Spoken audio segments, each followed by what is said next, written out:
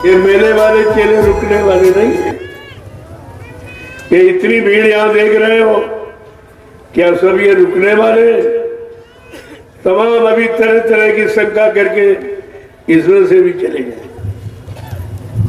बहुत थोड़े लोग बचेंगे। परिवर्तन गरीबों से और झोपड़ियों से होगा। परिवर्तन अध्यक्ष मंत्रियों से, वक्ताओं से, नेताओं से ये धार्मिक धरा और परिवर्तन न कभी हुआ और न कभी होगा। इस बात को हमेशा ध्यान में रखिए। अब तो वो समय आ गया है, सबको अपने अपने कर्मों की सजा मिलने जा रही। वो तो कल मैंने आपको इशारा किया था कि संत रविदास जो मीराबाई के गुरु थे, उन्होंने सैकड़ों वर्ष पहले अपनी भविष्यवाणी की थी। अपनी ज्ञान पोथी में ये भविष्यवाणी लिख के रखी है। बताओ, सैकड़ों साल पहले आए थे। इसका मतलब संत महापुरुष त्रिकालदर्शी होते, भूत भविष्य वर्तमान का उनको ज्ञान होता। तो उन्होंने कितने पहले लिख के रखा कि भारत में अवतारी होगा जो अति विस्मयकारी होगा, ज्ञानी और विज्ञानी होगा, वो अद्भुत सेनानी होगा।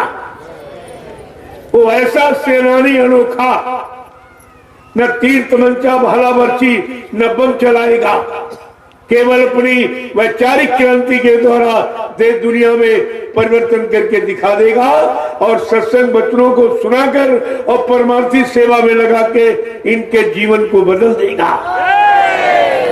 ऐसा परिवर्तनकारी। लेकिन अभी आपकी समझ में कहाँ आया, और ये कोई बताएगा भी नहीं।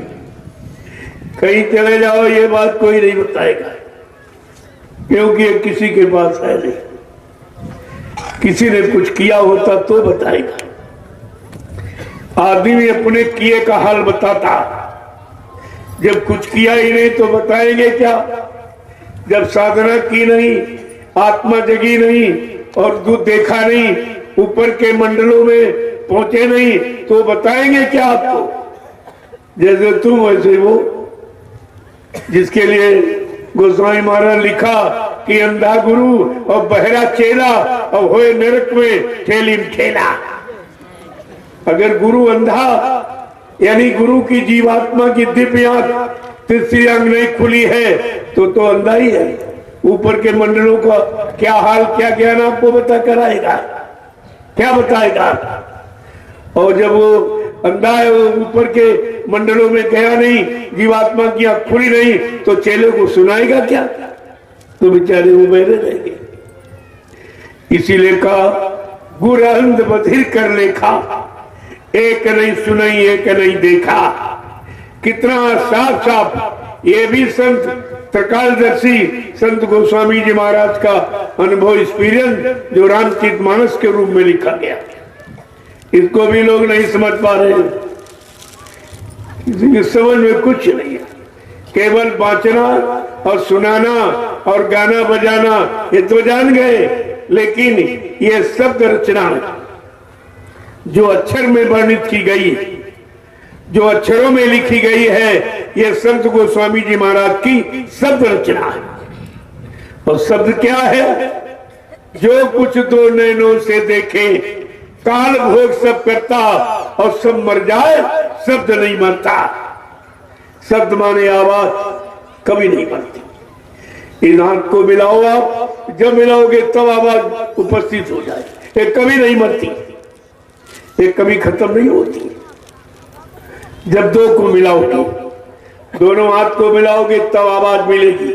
ऐसे दोनों सूरत और शब्द जब दोनों मिलेंगे तब वो सूरत आवाज को सुनेगी और पकड़ेगी, और उसी आवाज को पकड़कर अपने घर की तरफ मुखातिब हो जाएगी। ऐसे थोड़ी हो जाता है। तो अभी तो आपको शब्द योग, नाम योग कुछ केवल इशारा मात्र किया गया है। अगर हम वो बताने लगे तो ये सब उठ के चले जाएंगे या तो सोने लगेंगे। इनकी समझ में कुछ नहीं। मैं तो अभी मिला जुला दोनों तरफ का भौतिक अध्यात्म मिला के बोलता हूँ, तो आप थोड़ा बहुत सुनते रहते हो। नहीं यार, कितना रूखा फीका है वो अध्यात्म, इतना रूखा फीका, क्योंकि वो आत्मा का विषय और तुमने शरीर और मन और इंद्रियों का विषय जाना और उन्हीं विषय में फंस गए। विषय भोग में तुमने अभी नाम रस और अमी रस ये जाना ही कहा, और ना वो मिला है। जब मिला ही नहीं और तो आप उसका स्वाद ही क्या बता सकते कि मीठा खट्टा कैसे ना कड़वा कैसा होता। इसलिए अभी तो सत्संग सुनाने की तैयारी की जा रही और आपको सुनने के लायक बनाया जा रहा। कम से कम सुनने वाले तो बनो, और सुनकर कुछ लेने वाले और लेकर कुछ समझने वाले और समझकर कुछ करने वाले और करके कुछ पाने वाले बनो, तब तो तुम्हें विश्वास होगा। ऐसे विश्वास तो नहीं हो जाएगा। अभी तो सत्संग की तैयारी हो रही, ये तैयारी हो रही है अभी, और तैयारी में ही तुम नहीं सब कुछ समझ पा रहे हो। जो तैयारी हो जाएगी तो क्या समझेगी, तैयार किया जाए। क्योंकि बाबा जी ने अपनी तैयारी पहले से बता रखी। आपको कहा मैं कलयुग का इतिहास बनाने आया हूँ, ऐसा इतिहास बनाऊंगा जो भूते न भविष्यते, सतयुग त्रेता द्वापर के लोग अपने अपने युग का इतिहास पढ़ना भूल जाएंगे।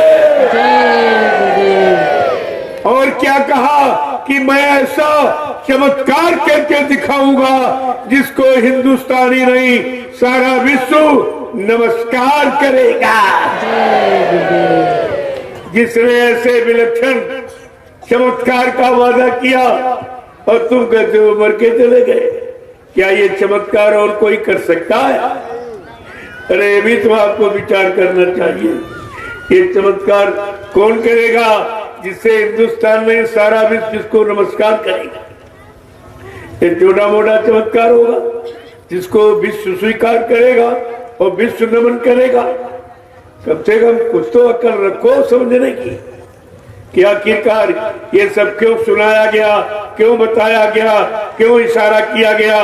ये तो जानकारी आपको रखनी ही चाहिए थी, लेकिन तुम्हारे पास कोई जानकारी, सब आप भूल गए हो।